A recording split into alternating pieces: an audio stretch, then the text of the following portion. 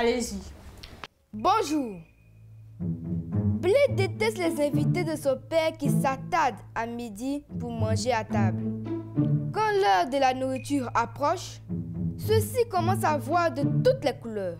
Et ceux qui ont le bonheur d'atteindre la table ne remettent plus jamais les pieds dans la maison à cause du comportement déplacé de Blé. Son père le traduit devant la cour. Silence! Silence dans la salle! Faites venir l'accusé. L'accusé Blé est demandé à la barre.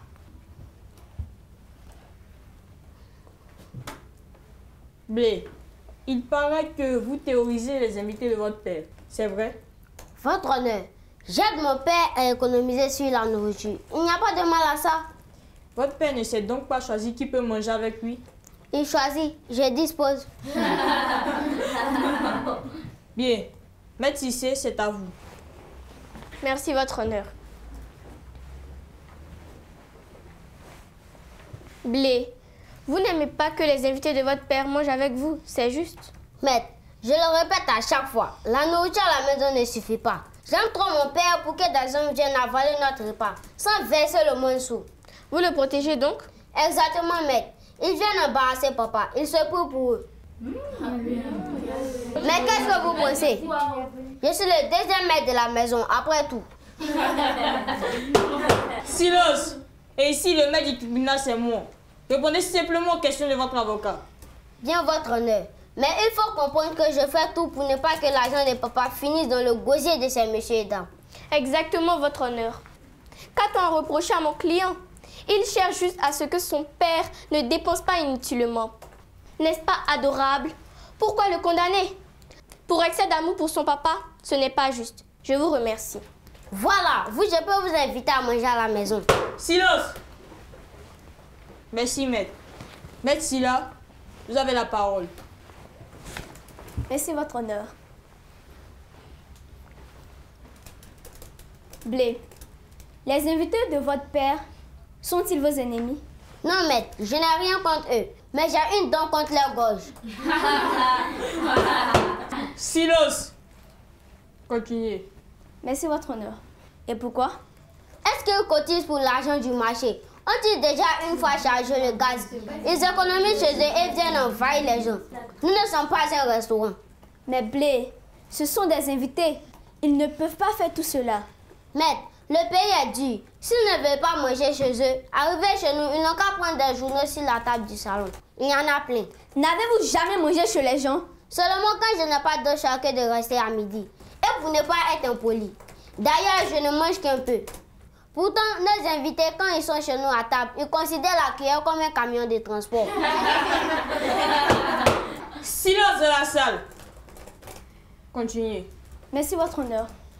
Mais votre père est furieux que vous menez la vie dure à ses invités. Vous le savez? Oui, maître. Je sais aussi ce qui est bien pour lui. C'est l'essentiel. Son avis ne compte pas. Plus tard, il me dira merci. Votre honneur, je propose qu'on appelle justement son père pour qu'il nous éclaircisse sur cette affaire. Accordé.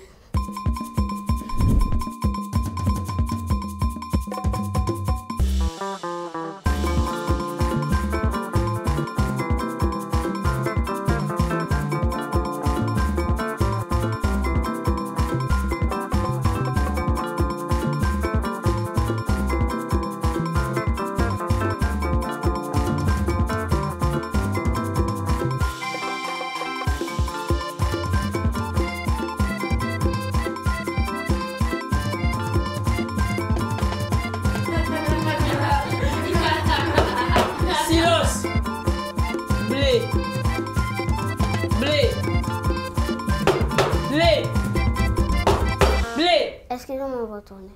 Vous gagnez votre place.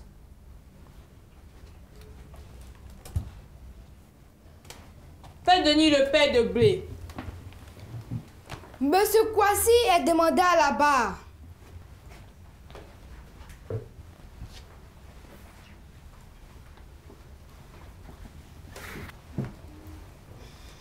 Monsieur, expliquez-nous concrètement ce qui se passe avec Blé. Maître, ce garçon-là va me rendre fou. J'ai maintenant peur d'envoyer des invités à la maison. En effet, lorsque ceux-ci viennent, il les observe d'abord pour voir s'ils passeront à table. Quand il est certain, il disparaît subitement. Qu'est-ce qu'il va faire? Il va dans la cuisine mettre soit beaucoup de sel dans la sauce, soit du sucre, soit du piment, et même des vers de terre. Mais il s'arrange à ce que nos assiettes soient bonnes. Ce n'est qu'en voyant les mimiques de souffrance et de dégoût des invités que je comprenais, mais trop tard à chaque fois. Et comment réagissaient vos invités face à cela? Eux ne parlaient pas pour ne pas interpolis. Mais quand mon fils sans gêne leur demandait comment il avait trouvé le poulet sauté à la vapeur de volcan pimenté, ou les vers de terre râpés au moulin de Paris, qui comprenaient subitement et s'enfuyaient.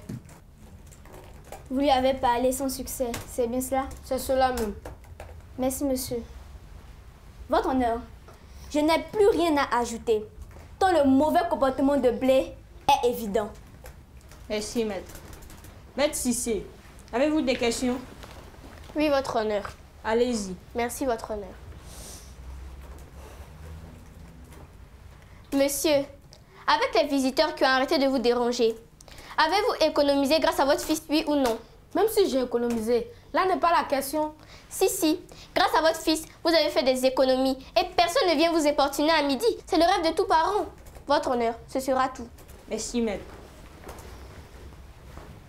S'il n'y a plus de questions ou de réactions, Monsieur Kwasi, vous pouvez regagner votre place.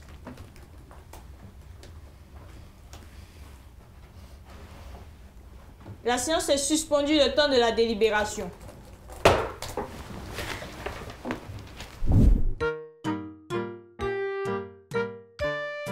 L'actualité. Hello, aujourd'hui nous parlerons du Maracana Zone. Le Maracana Zone est une discipline créée en Côte d'Ivoire depuis les années 70. Il était pratiqué dans l'informel, sur les campus de Cocody et dans les cités, jusqu'au 6 janvier 2010 par l'octroi de l'agrément ministériel portant création de la Fédération ivoirienne de Maracana et disciplines associées, conduit par son président, le commissaire Bleu Charlemagne. À l'instar du football brésilien, le Maracana est le foot à 6 sans gardien de but, qui se pratique sur un espace similaire au terrain de handball. Les dimensions sont de 18 à 22 mètres au maximum et de 38 à 44 mètres de longueur. Pour inscrire un but, il faut être dans la zone de but.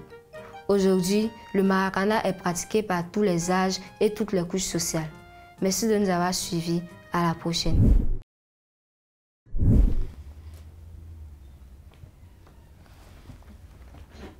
Partager le repas est une valeur importante dans notre société. Quiconque a des invités doit les honorer, même avec le peu de moins qu'il a. C'est ce qui fait la grandeur d'âme d'un homme. Blé, veuillez vous lever. C'est pourquoi l'accusé est reconnu coupable des faits qui lui sont reprochés. Et est privé de goûter pendant 2 semaines.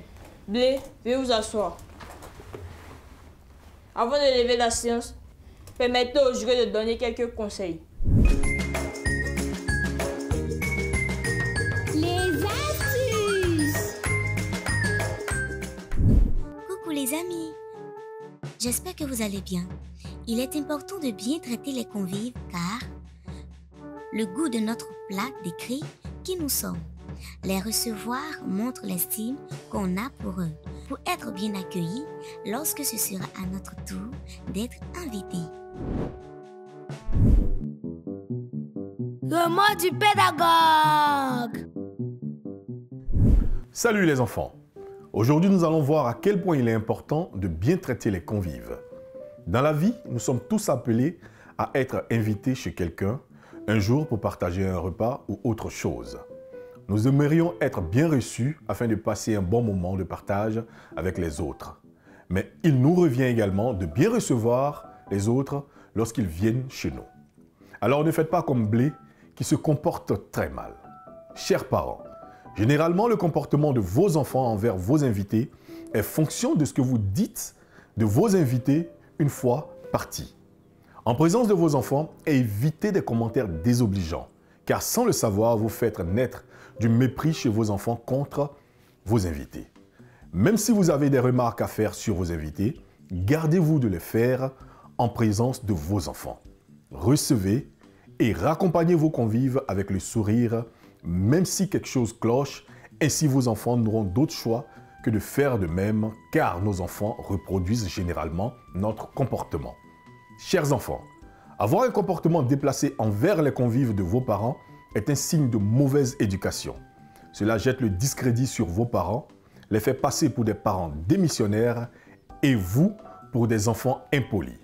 Pour honorer vos parents en présence de leurs convives, soyez accueillants, souriants et serviables. Suivez ces conseils et on se dit à la prochaine. Éducation civique et morale. Je dois travailler. Je réfléchis. Que signifie travailler? Travailler, c'est étudier, pratiquer un métier, une activité pour bien gagner sa vie. Travailler est un devoir. Tout bon citoyen doit travailler. Ce que je dois faire, je dois bien travailler à l'école pour avoir mes diplômes, apprendre le métier de mon choix et l'exercer plus tard, développer en moi le goût de l'effort et du travail bien fait. Ce que je ne dois pas faire, je ne dois pas refuser d'aller à l'école, refuser d'apprendre mes leçons, refuser d'apprendre un métier. Je dis pourquoi je dois travailler. Je dois travailler pour réussir à l'école, ne pas vivre aux dépens des autres, aider mes parents, avoir de bons résultats et être un exemple pour les autres. Je fais le point. Travailler, c'est étudier, exercer un métier. Par le travail, je peux faire face à mes besoins, aider mes parents et accomplir mon devoir de citoyen en payant mes impôts. J'espère que vous avez bien noté nos conseils. Tâchez de bien vous comporter. Sinon, vous serez convoqué au banc des accusés de cette cour qui est loin d'être une cour de récré. La séance est levée.